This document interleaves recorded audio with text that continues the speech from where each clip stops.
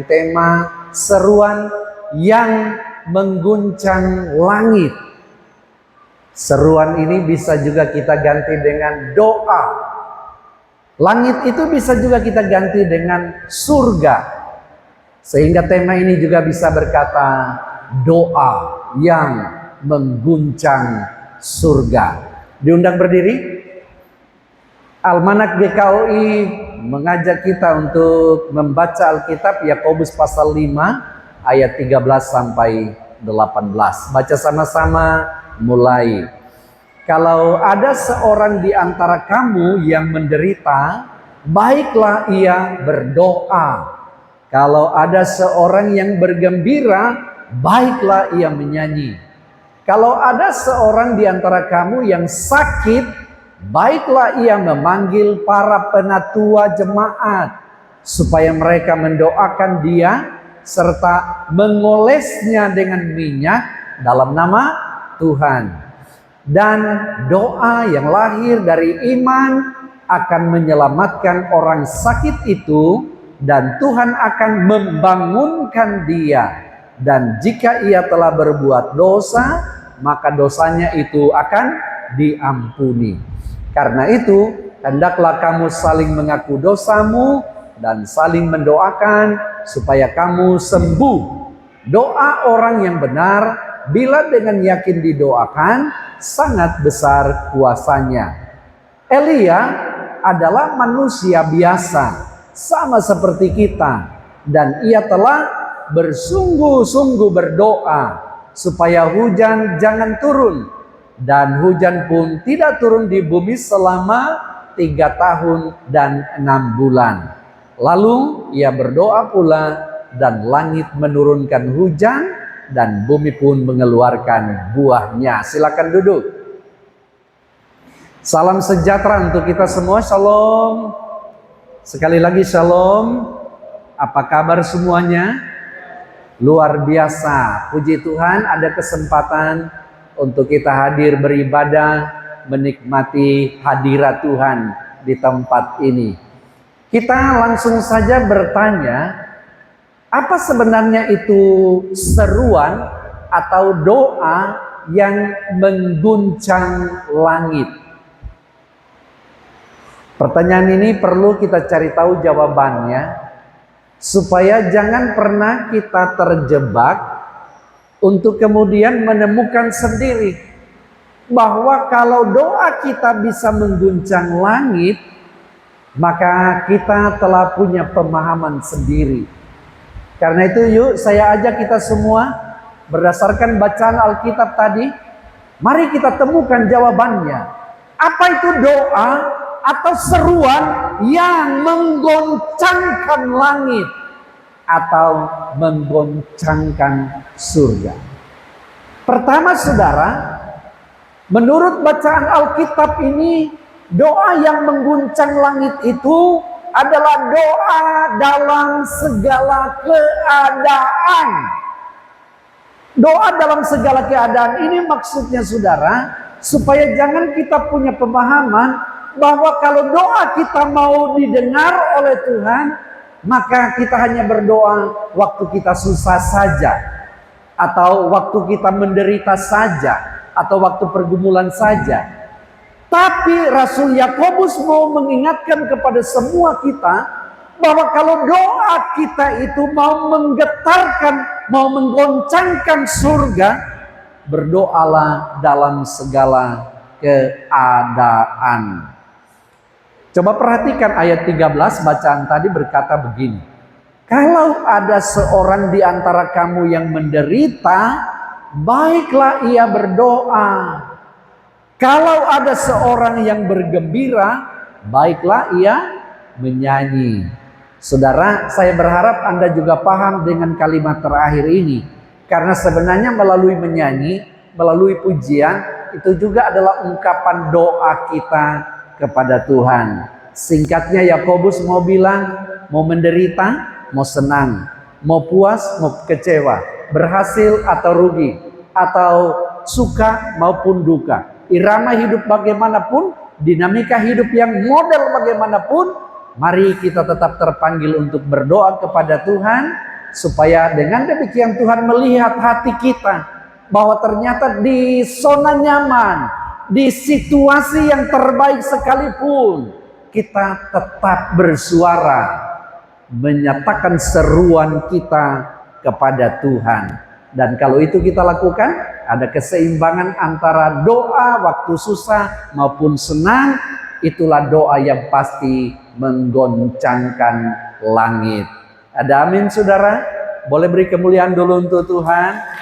Biar kita semua punya doa bisa menggetarkan langit, karena kita punya komitmen untuk berdoa dalam segala keadaan. Jadi doa bukan hanya saat kritis. Dalam penderitaan berdoa, dalam sukacita kita memuji Tuhan, artinya kita juga berdoa. Doa yang mengguncang langit adalah doa yang sebenarnya menjadi gaya hidup.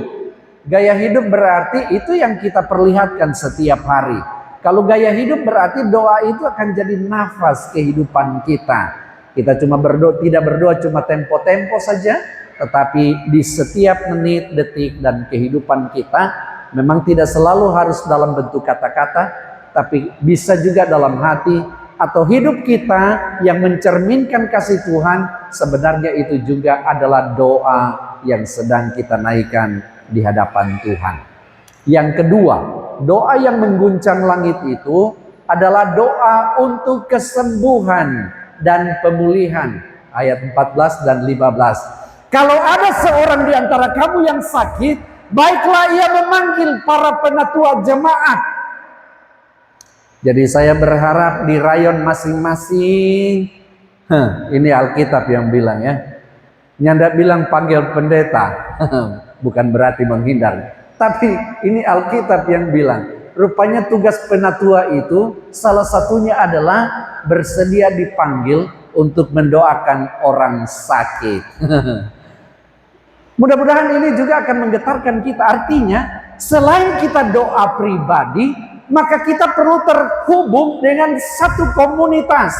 Mau itu penatua, mau itu tim doa, mau itu pendeta, mau itu diaken. Tapi ada komunitas doa yang kita libatkan untuk mendoakan kita juga.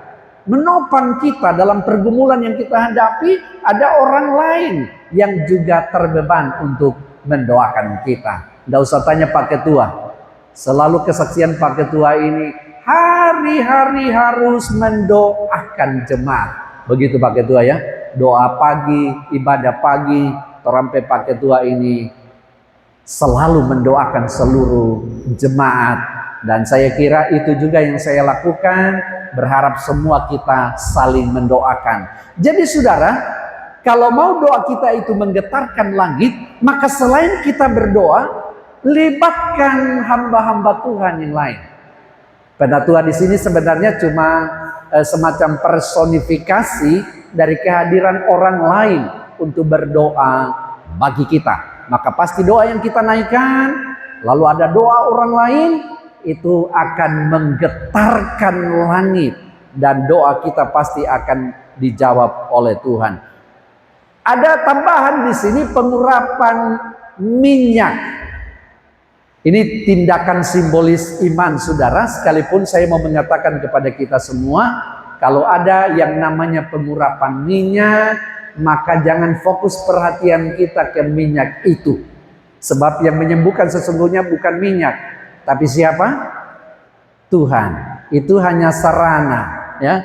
Penekanan utama bukan pada minyaknya, tapi pada iman dan kuasa Tuhan.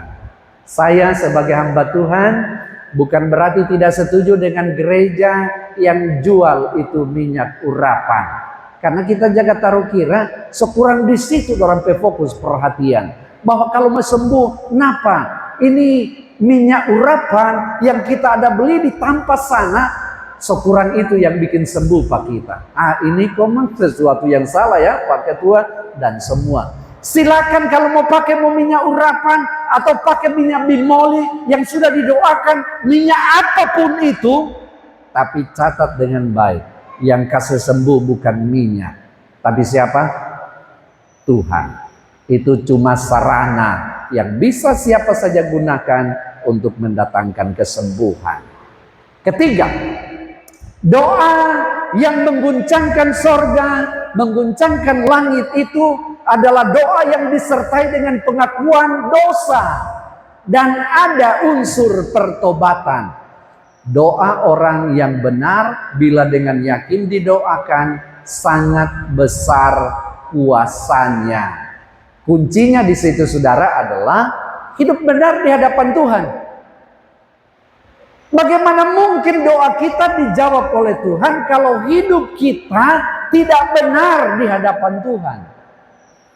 Saya yakin saudara kalau kita hidup benar di hadapan Tuhan, doa yang kita naikkan pasti menggetarkan sorga. Amin saudara. Mau mengaku dosa, tidak menyimpan kepahitan. Di ayat-ayat tadi kan bilang, orang mesti berdoa mengaku dosa. Bahkan kalau perlu saling mengaku dosa. Sebab itu yang Tuhan tunggu. Pemulihan terjadi itu ketika kita datang kepada Tuhan, mengaku salah dan dosa kita. Maka dosa yang menghalangi doa kita akan dipulihkan. Dan dengan demikian tidak ada penghalang untuk Tuhan terima doa-doa kita. Ada amin saudara? Boleh beri kemuliaan dulu untuk Tuhan. Doamu, doaku akan menggetarkan sorga kalau ada unsur yang namanya pengakuan dosa dan pertobatan. Ya, jangan banyak berharap doa dijawab kalau orang tidak melakukan unsur ini. Berikut, dia kasih contoh doa yang menggetarkan sorga. Sebenarnya catatan pentingnya di sini, Yakobus mau bilang begini. Nabi Elia itu orang biasa saja, dia bilang. Ada catatan Alkitab ini. Sama dengan orang, sama dengan orang itu Nabi Elia, sama. Tapi coba perhatikan, Elia ini dia berdoa dengan sungguh-sungguh. Catatan Alkitab, Elia adalah manusia biasa sama seperti kita. Artinya kuasa doa bukan karena Elia manusia super, tetapi karena pertama itu tadi, ia hidup benar di hadapan Tuhan. Dua, ia berdoa dengan sungguh-sungguh dan ia selaras dengan kehendak Tuhan. Ketika poin-poin ini ada pada diri Elia yang sekali lagi sama dengan kita, bayangkan ya, dia bisa tahan itu langit, tidak menurunkan hujan. Berapa tahun? 3,5 tahun. Lama sekali. Coba kata orang, musim kemarau 3,5 tahun. Kalau nyandak malin tuang, ndak usah 3,5 tahun. 1 tahun Jo, pasti ini akan sangat menderita.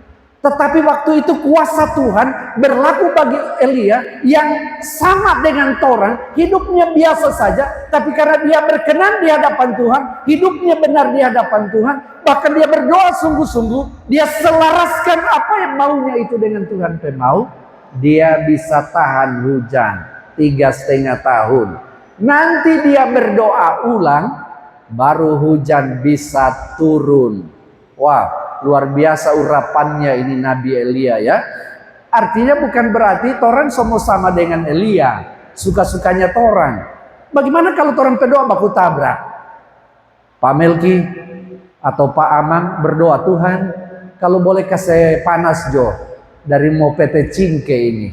Mar Pak Dande berdoa, Tuhan kalau boleh ujang Jo dulu, sok kering semua di tanaman. Bagaimana bisa doa seperti itu mau baku tabrak? Ya kan? Tapi ini yang saya mau bagikan kepada Anda sekalian, kepada Bapak Ibu Saudara.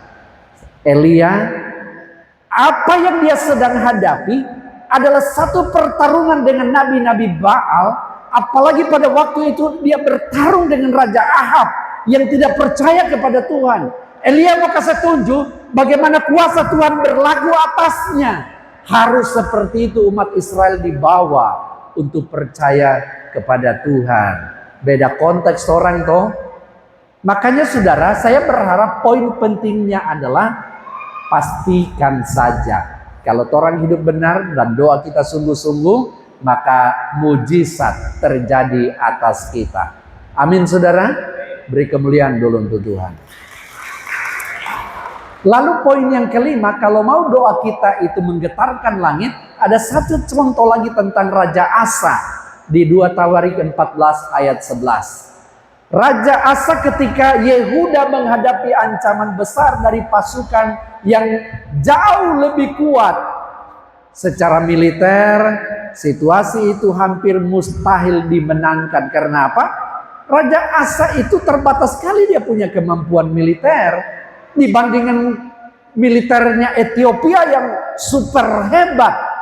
Tetapi menghadapi kondisi seperti itu, sederhana saja yang dia lakukan. Dia datang berseru dengan catatan, dia bersandar sepenuhnya kepada Tuhan. Coba baca ini. Ya Tuhan, tidak ada yang seperti Engkau untuk menolong yang lemah melawan yang kuat. Tolonglah kami ya Tuhan Allah kami, karena padamulah kami bersandar. Saya mau bilang untuk kita semua, menghadapi situasi apapun, yang harus pertama kita pastikan adalah orang itu memposisikan diri sebagai pribadi yang bersandar kepada Tuhan. Sebab kadang-kadang itu yang menjadi kelemahan kita. Menghadapi banyak masalah di hidup ini, orang biasa punya kecenderungan kita pakai dulu cara kita, sebisanya kita, semampunya kita, semua daya upaya kita kerahkan. Nanti kalau so buntu baru mau datang Tuhan. Raja Asa tidak seperti itu. Bukan nanti karena kekuatan militer hebat yang dihadapi, bukan. Tapi karena dia sadar betul, mau masalah kecil, masalah besar, yang penting bersandar pada Tuhan, maka pasti doanya mengguncangkan surga. Artinya doanya pasti dijawab oleh Tuhan. 5 poin ini saya berharap melekat pada orang pemikiran ya, bahwa kalau mau supaya doa kita itu dijawab oleh Tuhan, sebenarnya ini dia punya kesimpulannya, bahwa doa itu lahir dari imannya, jangan ragu, keluar dari hati yang benar dan ada unsur pertobatan, tekun dan sungguh-sungguh, selaras dengan kehendak Tuhan, tidak egois tetapi membawa pemulihan. Bahkan kalau boleh saya tambahkan yang ke-6 tadi, pengalaman Raja Asa, bersandar kepada Tuhan. Kalau ini orang sudah miliki, sekarang saya mau tunjukkan kepada Bapak Ibu tentang apa saja yang selama ini kita pahami, orang rasa-rasa itu membuat sorga bergetar, tapi sebenarnya bukan itu versi Alkitab ya. Coba perhatikan yang pertama. Doa yang mengguncang langit itu bukan yang ini. Saya so taruh X di situ ya. Artinya bukan ini. Itu yang mengguncangkan sorga yang biasa orang pahami. Apa itu? Biasanya doa yang panjang yang orang, kadang ada orang bilang kalau dia panjang DP doa, doa seperti itu yang berkuasa mengguncangkan langit. Tidak. Ya kan? Coba perhatikan saudara, doanya Elia, doanya Raja Asa itu sebenarnya sederhana saja. Yang tidak perlu panjang-panjang ya. Saya sendiri kalau bawa oto kan bukan berarti tidak boleh berdoa. Mereka tuh buka mata. Kaget kalau tutup mata, pagar ini ya kan. Berdoa, buka mata, sampaikan ke Tuhan. Tidak perlu panjang ya kan. Tapi saudara mau mengingatkan kepada kita, jangan orang punya pemahaman, wah mesti kusuk betul, kalau perlu mesti berjam-jam orang berdoa. Nyanda salah sih, cuma maksudnya jangan salah kaprah, bahwa orang biasa punya pemahaman mesti panjang orang berdoa supaya itu bisa membuat Tuhan menjawab doa kita. Nyanda harus begitu ya kan. Lalu yang kedua, doa dengan kata-kata rohani yang tinggi ya. Ada pernah dengar itu pendeta atau hamba Tuhan yang berdoa menggunakan istilah-istilah rohani yang tinggi? Ada? Saya pernah dengar teman pendeta dia bilang begini, oh Bapa, sekarang kami sedang berkontemplasi karena kami tahu Engkau adalah Allah yang transenden, yang akan menjadi Allah yang imanen. Oh, ada tahu Jo itu istilah? Ada yang tahu? Ada yang punya pemahaman begitu. Semakin banyak istilah teologi yang dia pakai, semakin dia merasa Tuhan dengar DP doa. Cuma sayang sekali, Bukan itu menurut versi Alkitab. Sudah, tidak usah orang cenderung untuk berdoa dengan menggunakan kalimat-kalimat. Apalagi kalau sampai bahasa Toraja Mamasa yang keluar ya. Berharap bahwa itu istilah yang paling Tuhan dengan. Enggak. Tapi paling tidak saudara, berdoalah dengan kalimat yang bisa dimengerti baik diri sendiri maupun jemaat yang mendengar doa kita. Termasuk bahasa puitis. Semua tahu bahasa puitis ya. Kadang-kadang kan ada orang yang bilang, aduh kita nih boleh berdoa kita, karena kita tidak bisa berpuisi. Ya ada juga, bukan begitu. Lalu mungkin ada susunan kalimat yang indah, itu juga penting, tapi jangan salah kaprah. Bukan nanti kalimat yang indah baru Tuhan dengar.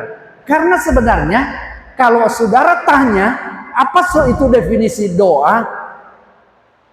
Pendeta Manampiring, saya suka definisi Pendeta Manampiring tentang doa. Doa menurut Pendeta Manampiring adalah bercerita dengan Tuhan. Bercerita dengan Tuhan. Kalau saudara bercerita, apakah ada dia punya sistematik? Mesti mulai dulu dari pendahuluan, baru mulai ada sedikit ilustrasi, lalu kemudian ada unsur isi dan ada penerapan. Begitu. Tapi bercerita itu biasanya kadang tak membalik. So cerita A, baputar dulu, pulang ulang di A. So tak belok-belok. Tapi kemudian biasa ada balik-balik, tak putar-putar. Jadi sebenarnya kalau definisi ini, bercerita dengan Tuhan berarti bilang mutar putar-putar ke itu toran pe bahasa, yang penting dengan sungguh-sungguh Tuhan pasti mau dengar. Amin saudara. Jadi jangan salah kaprah dengan ini ya. Jangan bilang, jangan ada alasan kita tidak boleh berdoa, kita tidak bisa panjang berdoa, habis kata-kata, atau misalnya tidak bisa berpuisi kita, kalimat indah tidak boleh kita susun. Tidak ada cerita. Doa itu bercerita dengan Tuhan. Berceritalah. Kalau sakit, cerita Pak Tuhan. Tuhan, kita pe bagian ini lagi bermasalah. Kita coba ini belum. Tapi Tuhan tahu. Gitu ya? Itu kan bercerita dengan Tuhan. Saya berharap definisi ini akan tolong orang semuanya, supaya mulai hari ini orang meningkatkan kesempatan kita untuk berdoa alias bercerita dengan Tuhan. Yang ketiga, lihat ini, doa yang disertai sensasi rohani. Ada yang mengira doa itu akan kuat kalau disertai dengan getaran tubuh. Itu tidak salah, ya. Atau tangisan yang hebat, atau suasana dramatis, atau tanda-tanda yang supranatural. Ingat, perasaan bisa menyertai doa. Yang mana perasaan? Gemetar, menangis, atau yang dramatis. Tapi bukan ukuran kuasa doa. Maka itu kalau ada di antara saudara yang terbiasa dengan cara seperti ini, tidak salah. Cuma jangan berharap bahwa menurut Alkitab doa yang menggetarkan sorga itu mesti selalu begitu. Apa-apa kita mesti selalu berdoa dengan bergetar. Ini ada selalu, ya kan? Pastikan bahwa yang penting doa kita dengan sungguh-sungguh itu pasti menggetarkan sorga. Keempat, doa yang memaksa Tuhan.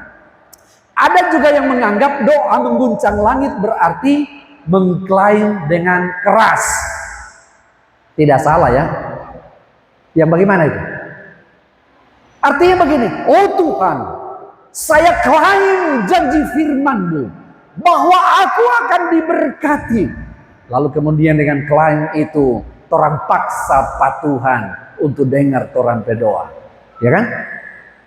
Nanti saya akan tunjukkan kepada Anda yang berhubungan dengan ini, tentang bagaimana kita harus memanage kalimat doa kita supaya jangan terkesan mengklaim Tuhan. Doa yang bertujuan pamer iman, ya, mungkin lebih rohani, lebih beriman, lebih berkuasa dan seterusnya. Tapi doa yang transaksional juga nggak boleh. Misalnya kalau saya puasa sekian hari, Tuhan pasti jawab. Ya, lakukan saja. Kalau mau berpuasa silakan, tapi hasil akhirnya itu jangan saudara harap. Mesti Tuhan punya kehendak. Itu yang paling utama. Ya, kalau saya memberi persembahan, doa bisa dikabulkan juga. Tidak harus seperti itu. Doa bukan sistem barter dengan Tuhan. Tidak berlaku itu sistem do ut des. Saya memberi supaya diberi. Intinya saudara, doa yang mengguncang langit bukan soal volume. Ya, orang bisa keras sekali berdoa, tapi bisa juga lembut sesuai dengan perasaan hati kita. Bukan durasinya, bukan DP panjang, bukan emosi, bukan bahasa, bukan sensasi, melainkan soal hati yang benar, iman yang hidup, dan ketaatan yang konsisten. Semua ini saudara akan menghantar kita untuk paham bagaimana formulasi doa yang pernah Alkitab catat, terutama pengalaman hamba-hamba Tuhan atau tokoh-tokoh Alkitab yang juga saya akan sampaikan kepada saudara di bagian terakhir dari khotbah ini. Perhatikan ini. Doa, apakah doa yang tidak dikabulkan berarti kurang iman? Kembali ke Yakobus tadi ya. Doa orang benar apabila dengan yakin didoakan besar kuasanya. Berarti mesti berdoa dengan iman. Pertanyaannya sekarang, apakah doa yang tidak dikabulkan berarti kurang iman?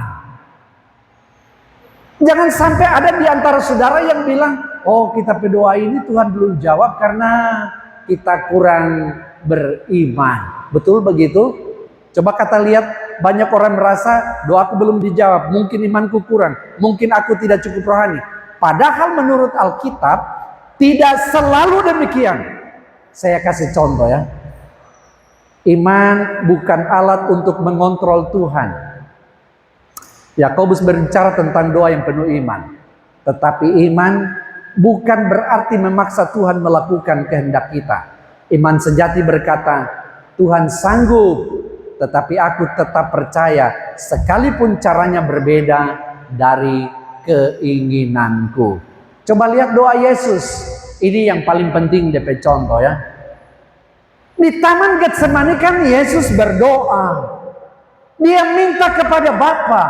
Apa yang dia minta? Bapa, kalau boleh, cawan ini lalu daripadaku. Cawan murka Allah jangan sampai ditumpahkan. Celaka semua orang. Dia berdoa, Tuhan, kalau boleh cawan ini, artinya kalau boleh ini penderitaan, ini salib, ini lewatkan saja, delete saja. Tuhan dengar doanya, Tuhan dengar, nyanda. Tapi pada akhirnya dia berdoa berkata begini, bukan kehendakku yang jadi, tetapi kehendakmu lah yang jadi.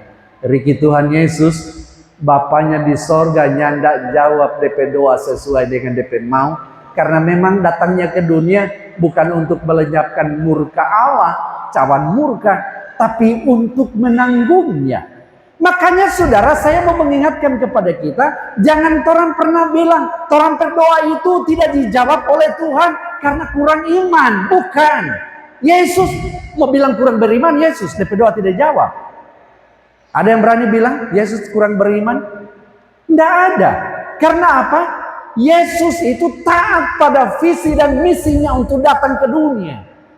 Dia boleh meminta kepada Bapa, tapi yang harus terjadi bukan dia kehendak, tetapi kehendak Bapa. Ada contoh lain dari itu. Coba perhatikan Paulus. Dia sebenarnya pernah berdoa begini. Kalau boleh Tuhan itu, 3 kali dia berdoa. Dia ini kan sakit sebenarnya. Dia minta supaya duri dalam daging itu diambil. Supaya dia sehat. Tapi apa Tuhan jawab? Paulus, cukuplah kasih karuniaku bagimu. Karena dalam penderitaan engkau menemukan kasih karunia dariku. DP doa tidak dijawab. Kurang imanlah itu. Siapa tidak kenal Paulus? Orangnya begitu humble. Orangnya begitu rajin dan getol pelayanan penginjilan. Tapi DP doa juga tidak dijawab. Bukan karena kurang iman saudara. Doanya tidak dijawab sesuai permintaan. Namun itu bukan karena kurang iman, justru karena Tuhan punya tujuan lebih besar, punya rencana yang lebih baik dalam kehidupannya. Ada faktor waktu Tuhan, saudara. Terkadang doa belum dijawab karena Tuhan sedang membentuk karakter kita. Waktunya belum tiba. Ada proses yang perlu terjadi yang kita jalani. Dan saya berharap hal seperti ini yang mesti torang taruh kira waktu torang berdoa dan doa belum dijawab. Ada proses panjang yang sebenarnya Tuhan nantikan dalam hidup kita yang harus kita tahu. Karena itu jangan pernah berhenti berdoa kepada Tuhan. Karena apa? Karena kita memahami semua proses ini sedang dilakukan oleh Tuhan dengan baik dalam hidup kita. Bisa jadi yang perlu orang ubah bukan keadaan, tapi hati kita. Yakobus menekankan, doa orang benar sangat besar kuasanya. Jadi fokusnya saudara pada kehidupan yang benar ya, bukan hasil instan. Kadang Tuhan itu mengubah situasi, kadang mengubah hati kita, tapi juga kadang Dia ubah dua-duanya, tapi tentu sesuai maunya Tuhan dan bukan orang pemau. Akhirnya doa yang dikabulkan bukan berarti tanda iman kita lemah, tapi Tuhan punya rencana lebih tinggi. Tuhan sedang membentuk karakter kita. Tuhan memberi jawaban berbeda. Tuhan sedang bekerja di balik layar. Ini yang harus orang pahami. Kalau orang minta A, mungkin Tuhan bilang mesti B DP jawaban. Sekalipun Tuhan menjawab, tidak menjawab sekalipun, itu juga adalah jawaban doa. Karena di hadapan Tuhan selalu doa kita itu didengar. Dan Dia punya wewenang penuh, otoritas penuh untuk menjawab setiap doa kita. Ingat, iman yang dewasa bukan hanya percaya saat doa dijawab, tetapi tetap percaya saat jawabannya tidak atau belum dijawab. Tuhan memberkati saudara sekalian. Mari kita berdoa.